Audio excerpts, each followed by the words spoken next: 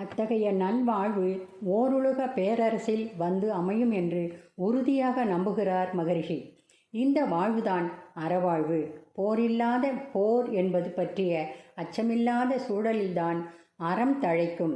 அத்தகைய அறத்தை தழைப்பிக்கச் செய்வதற்கு ஓருலக ஆட்சியை ஏற்படுத்த வேண்டும் மகரிஷியின் உன்னதமான எண்ணமாகும். நாட்டை காத்தல் என்பது அடுத்த நாட்டை அழிப்பதன் மூலமாக தனது நாட்டை காத்தல் என்பதான கருத்தியல் வேரூன்றிவிட்டது. அதனால்தானே அழிக்கும் ஆயுதங்களையும் எரிக்கும் குண்டுகளையும் காவல் பொருட்களாக உலகம் முழுக்க ஆக்கிக் கொண்டிருக்கிறார்கள். அழிப்பதும் அழிக்க வருவதை அழிப்பதும் அல்லது தாமே அழிவதும் என்பதற்காக வாழ்க்கை முழுவதும் எதிர்கொள்ள நேர்ந்தால் வாழ்க்கை என்பது எதற்காக? நாடுகள் எல்லைகளால் பிரிக்கப்பட்டிருக்கின்றன. இந்த எல்லை கூட நிரந்தரமானவை அல்ல, அவ்வப்பொழுது மாற்றப்படுகின்றன. பல வேளைகளில் துப்பாக்கி முனைகளால் இரத்த சிவப்பினால் அல்லவோ இந்த எல்லைகள் வரையப்படுகின்றன. பூமியின் மீது கற்பனையாக வரையப்பட்டுள்ள இந்த எல்லைகள் அனைத்தையுமே அழித்துவிட்டு உலக பொது ஆட்சி அமைந்துவிட்டால் போர் என்ற ஒன்றுக்கு இடமே இல்லை. போர் என்பது மனிதனே தனித்தனியாகவோ கூட்டாகவோ கொன்று குவிக்கும் கொடிய செயலாகும். வாழ வேண்டும் என்றெண்ணி உலகுக்கு யாரும் வந்ததில்லை. எனினும் பிறந்து விட்டதனால் வாழ்ந்தே ஆக வேண்டும். மனித குலத்தில் பிறரை மதித்து வாழ வேண்டும் என்ற பண்பாடு உருவாகாத முன்னம் கூலிக்காக பிறரை கொலை செய்யும் போர்கள் அவ்வப்பொழுது உண்டாயின.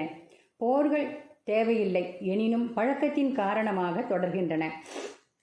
உலகில் பிறந்த சகோதரர்கள் இரு குழுவினராக பிரிந்து போரிடுகின்றார்கள். போரில் ஒரு குழு வெற்றி பெறுகிறது. ஆனால் வெற்றியின் வடிவம் என்ன? வெற்றி பெற்ற கொலைகார குழு மிஞ்சும், மற்றவர்கள் சீரழிகிறார்கள். இதுபோன்று போரில் வெற்றி பெறும் குழு கொலைகாரர்கள் என்றால் காலம் செல்ல செல்ல உலகில் கொலைகாரர்கள் தானே மிஞ்ச முடியும். இதுவரை உலகில் எத்தனையோ போர்கள் நடந்துவிட்டன.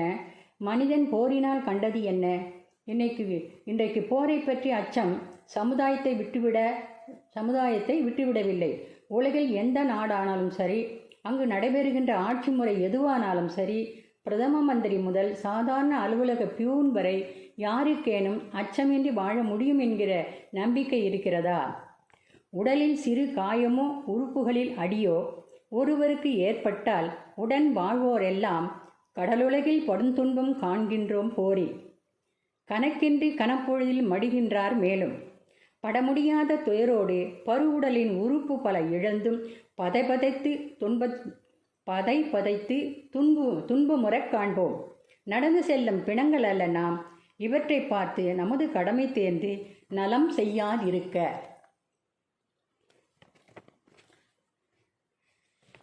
நாம் வாழ பிறந்து விட்டோம். வாழ்வதற்கு விரிந்த உலகம் இருக்கிறது. இயற்கை வளங்கள் பலவும் உள்ளன.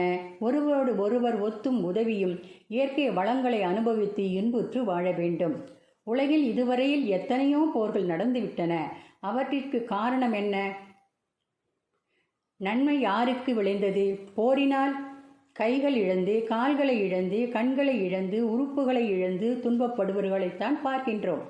அவர்களால் அவர்களுடைய பெற்றோர்களும் மனைவியும் மக்களும் வருந்துகின்றனர். போரினால் உயிரை பறிகொடுத்தவரின் குடும்ப நிலைமை என்ன? பெற்றோர், மனைவி, மக்கள், உடன் பிறந்தவர்கள் அனைவரும் சொல்லனா துயரத்திற்கு ஆட்படுகின்றனர். இத்தகைய கொடுமையான போர் உலகுக்கு தேவைதானா? வாழும் காலத்தில் உடல் ஜீரணிக்கக்கூடிய அளவுக்கு மேலாக உணவை உட்கொள்ள முடியாது. உடல் சுமக்கும் அளவுக்கு மேலாக உடைகளை அணியவும் முடியாது. நின்றால் 9க்கு 9 அங்குலம், படுத்தால் 1.5 அடிக்கு 6 அடி, உட்கார்ந்தால் 3 அடிக்கு 3 அடி நிலத்தையே அனுபவிக்க முடியும். இதற்கு மேல் எவராலும் அனுபவிக்க முடியாது. ஒரு மனிதன் சம்பாதித்து எவ்வளவுதான் இருப்பு வைத்திருந்தாலும் இறக்கும் பொழுது அவற்றில் ஒரு குண்டுமணி அளவு கூட எடுத்து செல்ல முடியாது. இவ்வுண்மைகள் மனித அறிவுக்கு எட்டாதவை அல்ல. போர் முறையையும் மற்றும் அதன் விளைவுகளையும் சிறிது நேரம் சிந்தித்தால் போதும், மனிதன் போரை உதறிவிட்டு வெளியேறிவிட முடியும். போர் வேண்டுமென்று விரும்புகிறவர் யார்?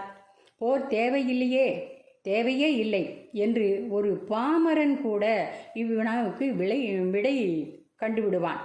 போர் தேவையே இல்லை என்று ஒரு பாமரன் கூட இவ்வினாவுக்கு எளிதில் விடை கண்டுவிடுவான். போர் தளவாடங்களை உற்பத்தி செய்து விற்பனை செய்து வருகின்ற கூட்டமே போர் என்ற கொடுஞ்செயலை தொடர்ந்து நடைபெற ஊக்குவித்து வருகின்றது. அதன் மூலமாகவே அவர்கள் வாழ்க்கையை வளத்தோடு நடத்தி வருகின்றார்கள்.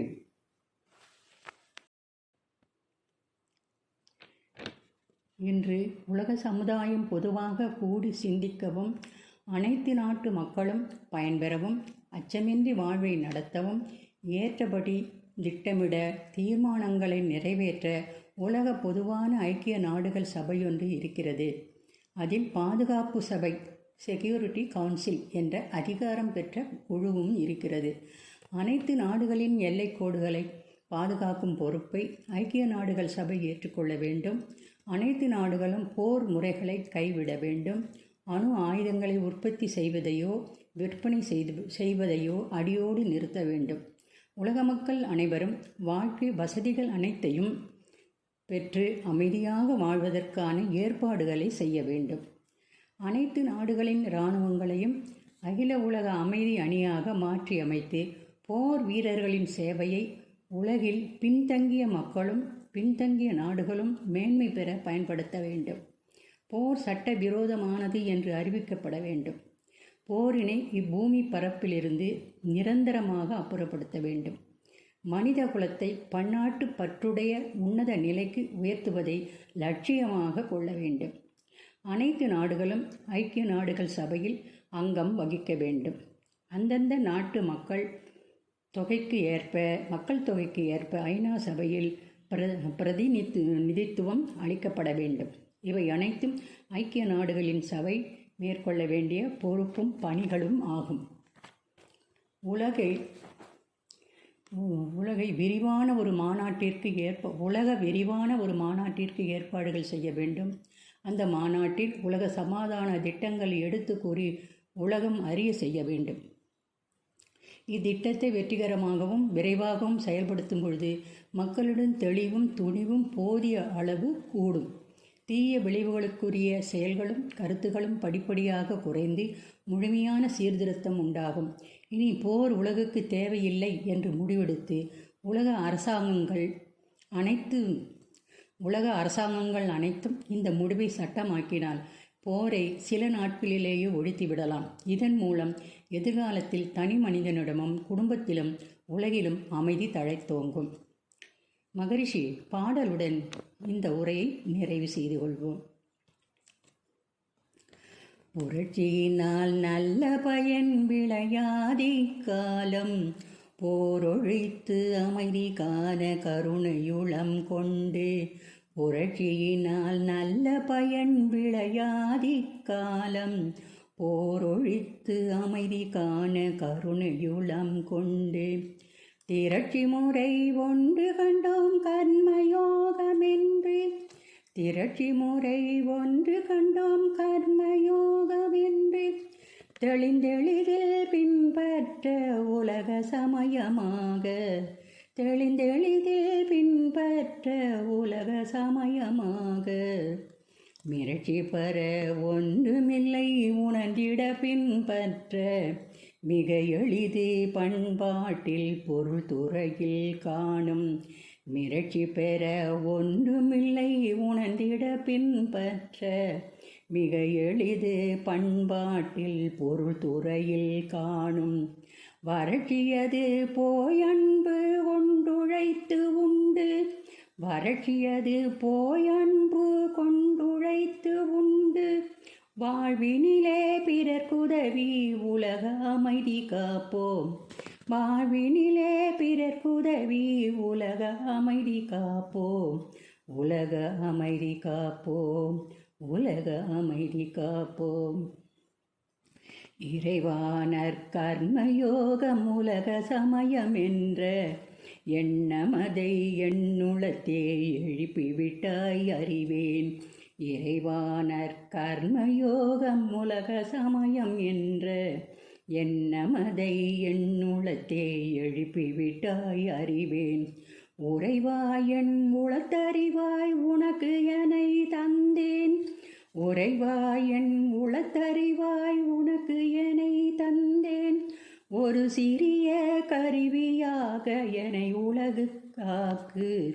ஒரு சிறிய கருவியாக எனை உலகு காக்கு. முறையாக தலைவர்களை அறிஞர்களை இணைத்து முழு அளவில் மனித குலம் உணர்ந்து ஏற்க செய்வாய். முறையாக தலைவர்களை அறிஞர்களை இணைத்து முழு அளவில் மனித குலம் உணர்ந்து ஏற்க செய்வாய். மறைவாக மாந்தருளே அறிவாக உளனி. மறைவாக மாந்தருளே அறிவாக உளனி. மண்ணுலகில் மக்களிடம் பரவவிடல் வேண்டும். மண்ணுலகில் மக்களிடம் பரவவிடல் வேண்டும். பரவவிடல் வேண்டும். பரவவிடல் வேண்டும். வாழ்க வளமுடன்.